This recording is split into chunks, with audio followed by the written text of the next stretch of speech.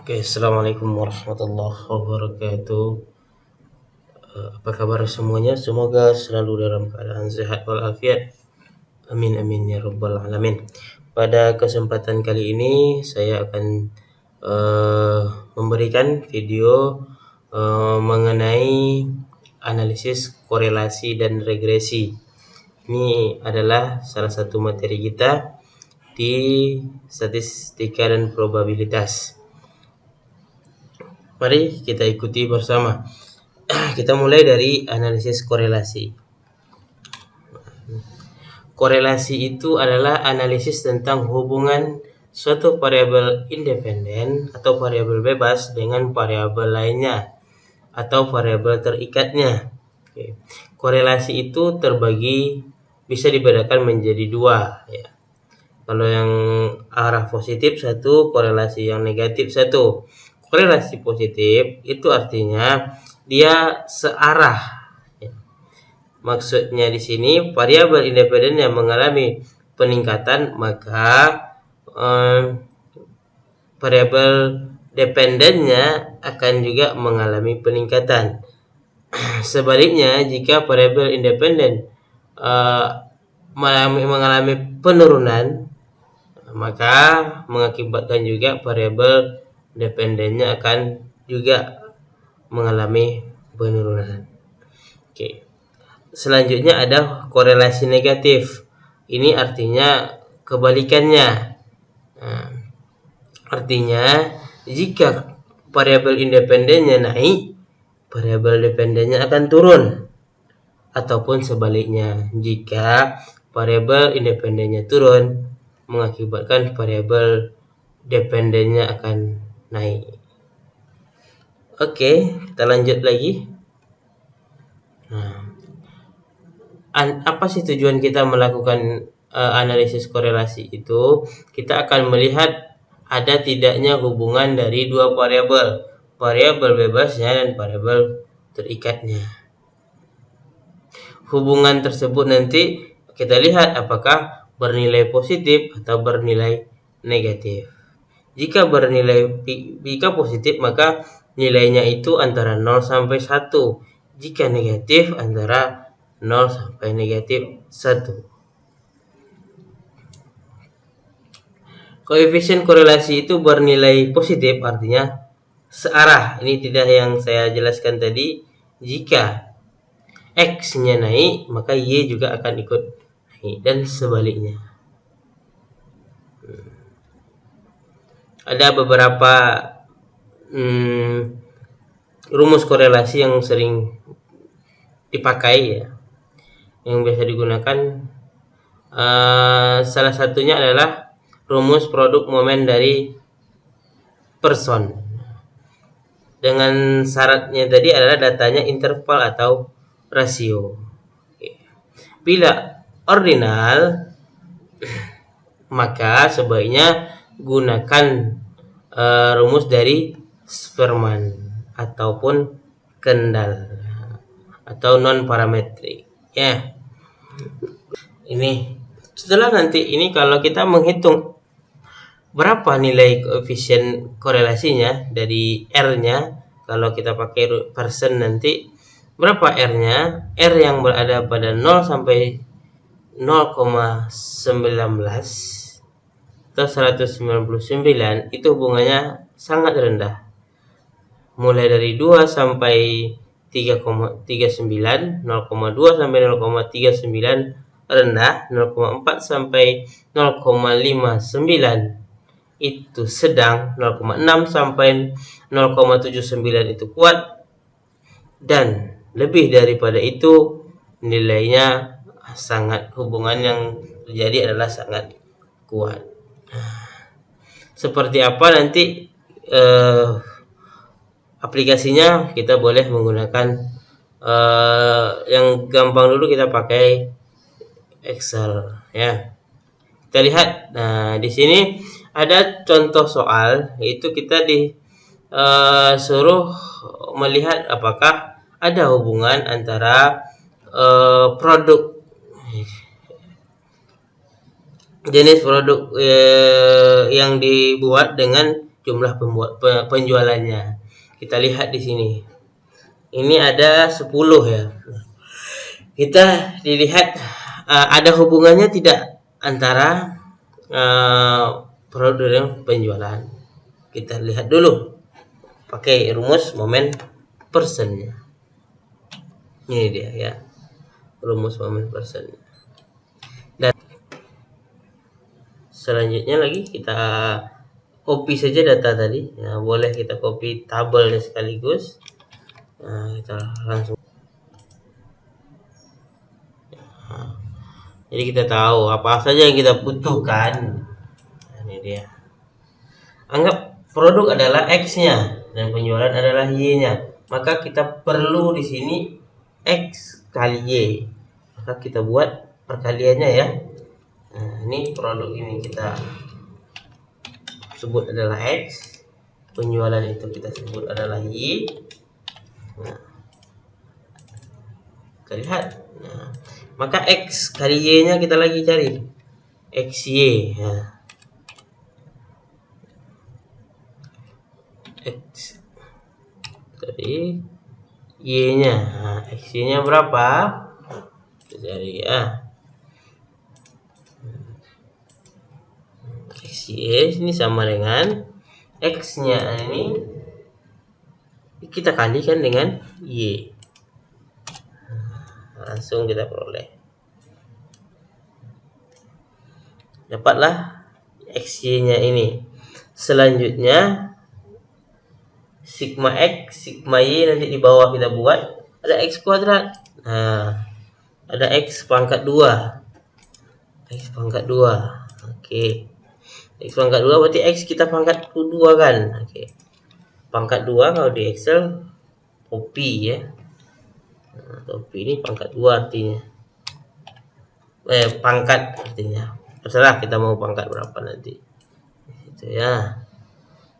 Oke, ada juga Y kuadratnya di situ nanti. Nah, Y kuadratnya. Maka Y-nya kita kuadratkan.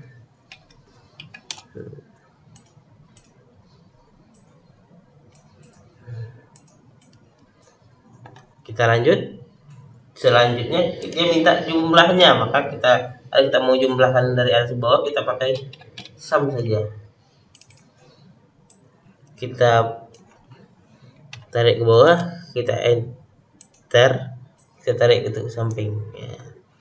Ini nilainya adalah nilai daripada sigma X yang dikuadratkan. Ini adalah sigma X kuadrat ya. Ini adalah sigma Y yang kuadrat. Nah, dari sini sigma Y ya. Ini sigma Y yang kita kuadratkan ya. Kita kuadratkan sama dengan ini sigma X yang kita kuadratkan. Biar lebih mudah nanti dipahami. Ini adalah sigma dari XY. Nah, ini sigma dari X pangkat 2.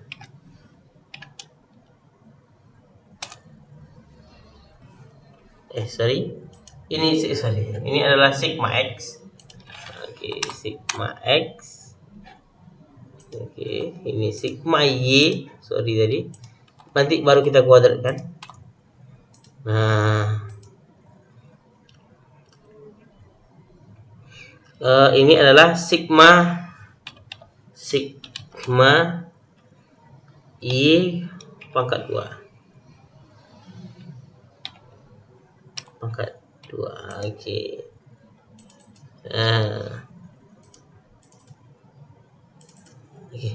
Nah, selanjutnya karena dia minta di situ X kuadrat, maka kita perlu juga nilai daripada sigma kuadrat. Maka sigma daripada X kuadrat itu, sigma daripada X yang dikuadratkan itu nilainya itu sama dengan di sini saya buat ya. Ini kita pangkatkan 2. Nah, sama, berarti ke kanannya kita tarik saja. Nah, ini A kuadrat daripada pangkatnya, ini pangkat 2 ya, daripada Y ya, dengan X lagi. Oke. Maka kita sudah dapat di sini sigma X kuadratnya. Ini X, sigma X Y sudah dapat. Ini dia. Sigma X sudah dapat, sigma Y juga sudah dapat, sigma X kuadrat sudah dapat, sigma X kuadrat ini sudah dapat, sigma X yang dikuadratkan sudah dapat, sigma Y kuadrat sudah dapat, sigma Y yang dikuadratkan sudah dapat. Kita cari dulu bagian-bagiannya satu-satu, bagian saja. Yang atas ini kita selesaikan dulu. N-nya, nah itu tadi ya. Ini bagian yang di atas ini. Nah, N-nya berarti N kali, ingat N-nya tadi 10, data kita 10 dikali sigma XY. Nah, sigma XY adalah ini ya. Baru dikurangi. Ini kalau biar jangan bingung, kita kurung saja. Sigma X dikali sigma Y. Sigma X nya adalah ini dikali sigma Y. Kita tutup kurung. Wah, dapat selesai satu. Selesaikan lagi dalam kurung yang ini saja. Kurung Kurawal yang ini. Ya, ini sama dengan N dikali. Nah, kita bukanya kurung dulu biar enak ya.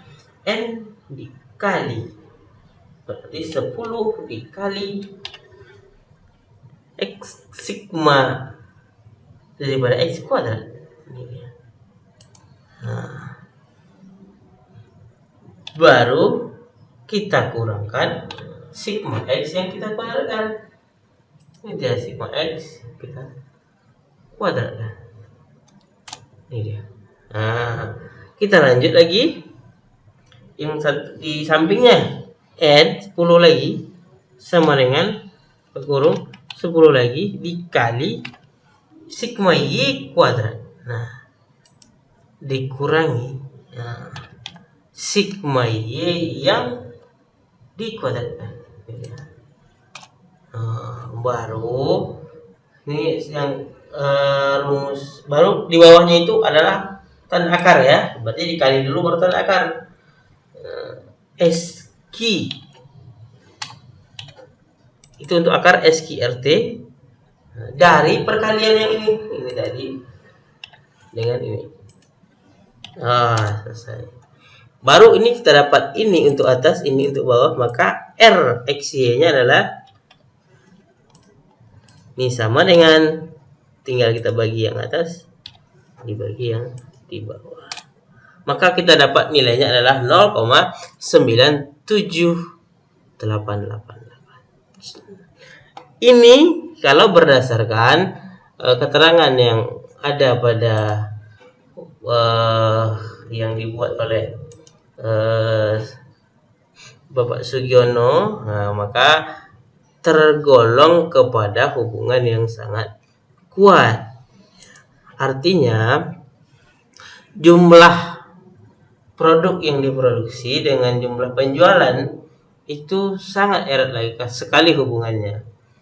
Semakin banyak nih karena nilainya positif, artinya nih semakin banyak yang diproduksi, jenis produk yang kita produksi, maka mengakibatkan penjualan juga akan bertambah. Nah, ini salah satu cara dari menentukan apakah ada hubungan antara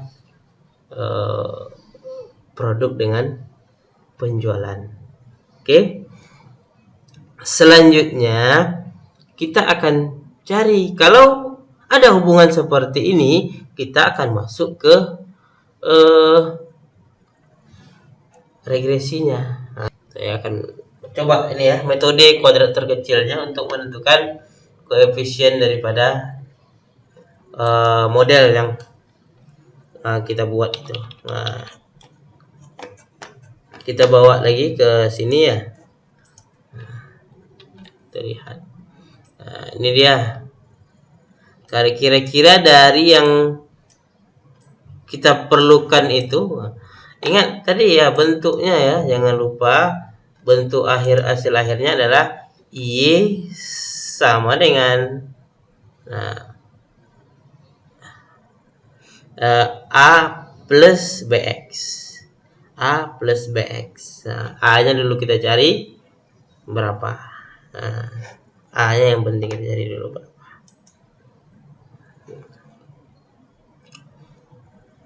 Kita tinggalkan itu, kita copy saja ya.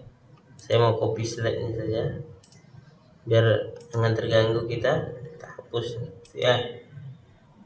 Oke. Nah, oke. Kita sudah pindah, saya hapus lagi ini. Nah, kita yang butuh saja di sini ya. Yang kita butuhkan di situ. Kita butuh sigma X. Kita butuh XY, kita butuh N juga, sigma juga. Semuanya kita pakai ya. Nah, jadi kita masuk ke rumus saja. Maka nilai B dulu kita cari. Nilai B-nya. Nah, B-nya itu untuk bagian atasnya. Bagian atasnya adalah sigma XY dulu. Nah, sama dengan dulu kita buat sigma XY. Waktu mana dia? Sigma X kali. Nah, ini sigma XY. Baru kita kurung lagi sigma X kali sigma Y. Sigma X kali sigma Y tutup kurung. Wah, baru dia dibagi N. N kita ada berapa? 10. Wih, ada yang salah.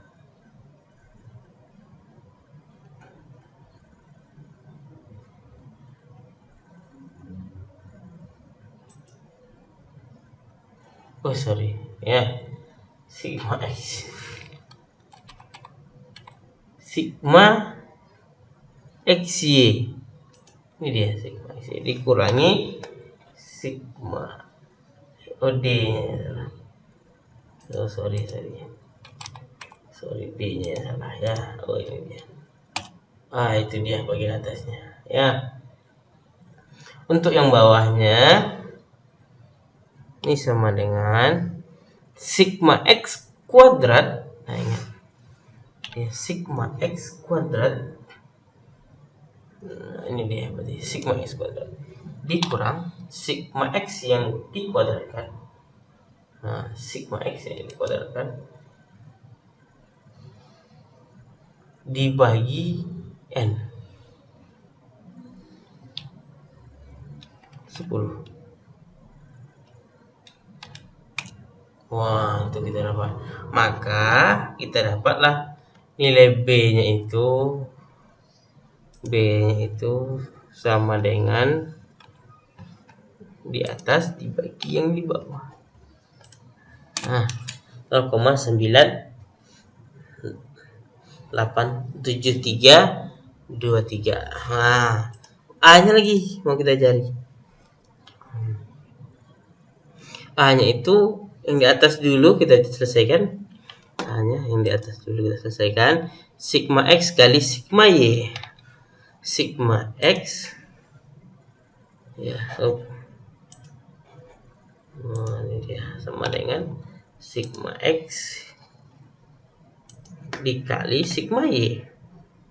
Nah, sigma Y kita tutup kurung. Kita kurang, buka lagi sigma X lagi. Nah, baru dikali dengan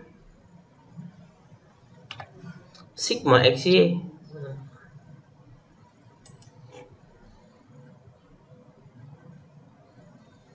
Oke. Ini tadi ya, coba lihat.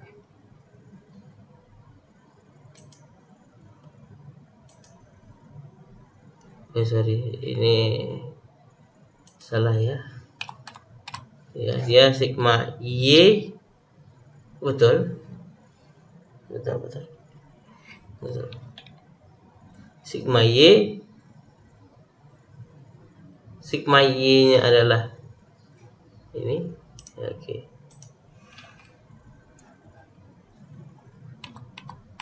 Sigma Y-nya adalah itu dikali sigma X kuadrat.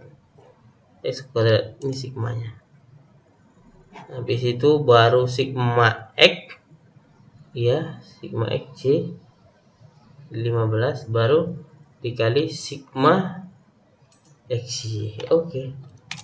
Itu dia dapat bagian atasnya. Bagian bawahnya sama dengan N dikali sigma X kuadrat 10 dikali sigma X kuadrat. Ini X kuadrat sigmanya. Kita kurangkan dengan sigma X yang dikuadratkan.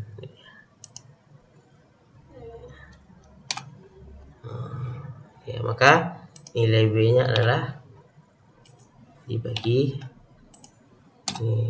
Oke. Maka model kita itu adalah maka model kita bisa buat Y. Y sama dengan 9,3786 ditambah 0,987323X. Itulah model yang bisa kita dapatkan. Ini dia model yang kita dapatkan. Cukup sekian, lebih dan kurang mohon maaf. Assalamualaikum warahmatullahi wabarakatuh.